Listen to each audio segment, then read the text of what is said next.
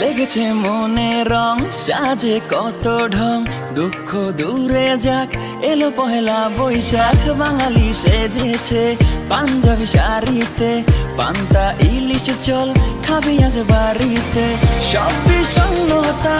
আজকে দূরে যাক সুখের ঘুরি আজ আকাশে মেলে দেখ সব কিছু যা ভুলে স্টাইল মেরে চুলে যাবো মেলাতে সবাই চলে আরে এলো রে বছর ঘুরে